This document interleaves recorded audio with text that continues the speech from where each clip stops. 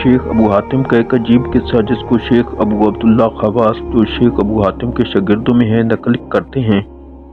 वो कहते हैं कि मैं एक मरतबा हज़रत शेख हातिम के साथ मौजा राय में जो एक जगह का नाम है गया। 320 आदमी हमारे साथ थे। हम हज के इरादा से जा रहे थे। सब मुतवक्किलीन की जमात थी। उन लोगों के पास तोशा सामान वगैरह कुछ न था।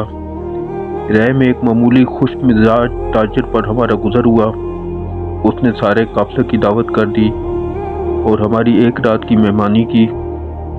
दूसरे दिन सुबह को वो मेज़बान हज़रत हातिम से कहने लगा कि यहाँ एक आलिम बीमार हैं, मुझे उनकी आदत को इस वक्त जाना है। अगर आपकी रग़बत हो तो आप भी चलें। हज़रत हातिम ने फरमाया कि बीमार की आदत तो सवाब है और आलिम की तो ज़ियारत भी इबादत है, मैं ज़रूर तुम्हारे साथ चलूँगा। ये बीमार आलिम उस मौज़ा के काजी शेख मोहम्मद बिन मुकातिल थे। जब उनके मकान पर पहुँचे तो हज़रत हातिम सोच में पड़ गए कि अल्लाह अकबर, एक आलिम का मकान और ऐसा ऊंचा महल। घर हमने हाज़िरी की इजाज़त मंगाई और जब अंदर दाखिल हुए तो वो अंदर से भी नहायत खुशनुमा, नहायत वसी, पाकीज़ा, जगह जगह पर्दे लटक रहे हैं। हज़रत हातिम इन सब चीज़ों को देख रहे थे और सोच में पड़े हुए थे। इतने में हम काजी साहब के करीब पहुँचे तो वो एक नहायत नरम बिस्तर पर आराम कर रहे थे। एक गुलाम उनके सराहने पंखा झल रहे थे। वो ताजिर तो सलाम करके उनके पास बैठ गए और मिजाज पुरसी की। हातिम खड़े रहे। काजी साहब ने उनको बैठने का इशारा किया। उन्होंने बैठने से इनकार कर दिया। काजी साहब ने पूछा, आपको कुछ कहना है? उन्होंने फरमाया कि हाँ, एक मसला दरियाफ्त करना है। काजी साहब ने फरमाया, कहो। उन्होंने कहा कि आप बैठ जाएं। गुलामों ने काजी साहब को सहारा देकर उठाया कि खुद उठना मुश्किल था। वो बैठ गए। हज़रत हातिम रहमतुल्लाह ने आपने इल्म किससे हासिल किया? काजी साहब मोतबर उलमा से। हज़रत हातिम इन उलमा ने किससे सीखा था? काजी साहब हज़रात सहाबा कराम रज़ियल्लाहु अन्हुम अजमईन से। हज़रत हातिम सहाबा कराम ने किससे सीखा था? काजी साहब हज़ूर अक़दस सल्लल्लाहु अलैहि वसल्लम से। हज़रत हातिम हज़ूर अक़दस सल्लल्लाहु अलैहि वसल्लम ने किससे सीखा था? काजी साहब हज़रत जिब्राइल अलैहिस्सलाम से। हज़रत हातिम रहमतुल्लाह ने हज़रत जिब्राइल अलैहिस्सलाम ने किससे सीखा था? काजी साहब अल्लाह ताला शानू से। हज़रत हातिम ने फरमाया कि जो इल्म हज़रत जिब्राइल ने हक़ ताला शानू से लेकर हज़ूर सल्लल्लाहु अलैहि वसल्लम तक पहुँचाया और हज़ूर सल्लल्लाहु अलैहि वसल्लम ने सहाबा को अता फरमाया और सहाबा ने मोतबर उलमा को और उनके ज़रिए से आप तक पहुँचा, इसमें कहीं भी ये वारिद है कि जिस शख्स का जिस कदर मकान ऊंचा और बड़ा होगा उसका इतना ही दर्जा अल्लाह जल्ल शानू के जहाँ भी ज़्यादा होगा? काजी साहब ने फरमाया कि नहीं, ये उस इल्म में नहीं आया। हज़रत हातिम ने फरमाया, अगर ये नहीं आया तो फिर इस इल्म में क्या आया? काजी साहब ने फरमाया कि इसमें ये आया है कि जो शख्स दुनिया से बेरग़बत हो, आखिरत में रग़बत रखता हो, फ़ुक़रा को महबूब रखता हो, अपनी आखिरत के लिए अल्लाह के जहाँ ज़ख़ीरा भेजता रहता हो, वो शख्स हक़ ताला शानू के जहाँ साहिब मर्तबा है। हज़रत हातिम ने फरमाया, फिर आपने किसका इत्तिबा और पैरवी की?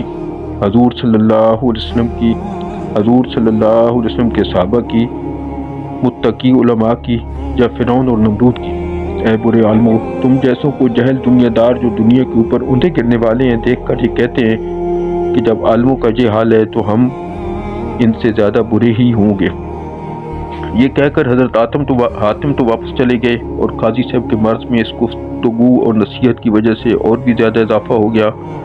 तो लोगों में इसका चर्चा हुआ तो किसी ने हज़रत हातिम से कहा कि तनाफसी कज़वीन में रहते हैं। हज़रत हातिम को उनको नसीहत करने के इरादे से चल दिए। जब उनके पास पहुँचे तो कहा कि एक अजमी आदमी जो अरब का रहने वाला नहीं है आपसे ये चाहता है कि आप उसको दीन की बिल्कुल इब्तिदा से यानी नमाज की कुंजी वुज़ू से तालीम दें।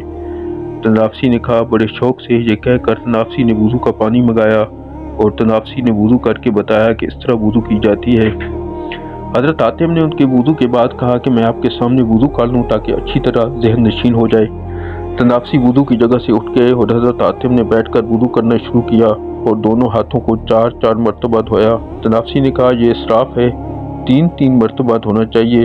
हज़रत हातिम ने कहा, सुब्हानल्लाहिल अज़ीम, मेरे एक चुल्लू पानी में तो इसराफ़ हो गया और ये सब कुछ जो साजो सामान मैं तुम्हारे पास देख रहा हूँ इसमें इसराफ़ न हुआ। جب تنافسی کو خیال ہوا کہ ان کا مقصد سیکھنا نہیں تھا بلکہ یہ غرض تھی، اس کے بعد جب بغداد پہنچے تو حضرت امام احمد بن حنبل کو ان کے احوال کا علم ہوا تو ان سے ملنے کے لیے تشریف لائے اور ان سے دریافت فرمایا کہ دنیا سے سلامتی کی کیا تدبیر ہے؟ حاتم نے فرمایا کہ دنیا سے اس وقت تک محفوظ نہیں رہ سکتے جب تک کہ تم میں 4 چیزیں نہ ہوں۔ نمبر 1، لوگوں کی جہالت سے درگزر کرتے رہو۔ نمبر 2، خود ان کے ساتھ کوئی حرکت جہالت کی نہ کرو۔ نمبر 3، تمہارے پاس جو چیز ہو ان پر خرچ کر دو۔ نمبر 4، ان کے پاس جو چیز ہو اس کی امید نہ رکھو۔ اس کے بعد جب حضرت حاتم مدینہ منورہ پہنچے تو وہاں کے لوگ خبر سن کر ان کے پاس ملنے کے لیے جمع ہو گئے۔ انہوں نے دریافت فرمایا کہ یہ کون سا شہر ہے؟ لوگوں نے کہا کہ یہ رسول اللہ صلی اللہ علیہ وسلم کا شہر ہے۔ کہنے لگے کہ اس میں حضور صلی اللہ علیہ وسلم کا محل کون سا ہے کہ میں وہاں جا کر 2 گانا ادا کروں؟ لوگوں نے کہا کہ حضور صلی اللہ علیہ وسلم کا تو محل نہیں تھا، بہت مختصر مکان تھا جو بہت نیچا تھا۔ کہنے لگے کہ صحابہ کرام کا محل کہاں ہے، مجھے وہی دکھا دو۔ لوگوں نے کہا کہ صحابہ کے بھی محل نہیں تھے، ان کے بھی چھوٹے چھوٹے مکانات زمین میں لگے ہوئے تھے۔ حاتم نے کہا پھر یہ شہر تو فرعون کا شہر ہے۔ لوگوں نے ان کو پکڑ لیا کہ یہ شخص مدینہ منورہ کی توہین کرتا ہے اور حضور صلی اللہ علیہ وسلم کے شہر کو فرعون کا شہر بتاتا ہے، اور پکڑ کر امیر مدینہ کے پاس لے گئے کہ یہ اجمی شخص مدینہ طیبہ کو فرعون کا شہر بتاتا ہے۔ امیر نے ان سے مطالبہ کیا کہ یہ کیا بات ہے؟ انہوں نے کہا کہ آپ جلدی نہ کریں، پوری بات سن لیں۔ میں ایک اجمی آدمی ہوں، میں جب اس شہر میں داخل ہوا تو میں نے پوچھا کہ یہ کس کا شہر ہے۔ پھر پورا قصہ اپنے سوال و جواب کو سنا کر کہا کہ اللہ تعالیٰ نے تو قرآن شریف میں یہ فرمایا ہے، اعوذ باللہ من الشیطان الرجیم، لقد کان لکم فی رسول اللہ اسوۃ حسنہ، تم لوگوں کے واسطے یعنی ایسے شخص کے لیے جو اللہ سے اور آخرت کے دن سے ڈرتا ہو اور کثرت سے ذکر الہی کرتا ہو یعنی کامل مومن ہو، غرض ایسے شخص کے لیے رسول اللہ صلی اللہ علیہ وسلم کا ایک عمدہ نمونہ موجود ہے۔ یعنی ہر بات میں یہ دیکھنا چاہیے کہ حضور صلی اللہ علیہ وسلم کا کیا معمول تھا اور اس کا کیا اتباع کرنا چاہیے۔ بس اب تم ہی بتاؤ کہ تم نے یہ حضور صلی اللہ علیہ وسلم کا اتباع کر رکھا ہے یا فرعون کا؟ اس پر لوگوں نے ان کو چھوڑ دیا۔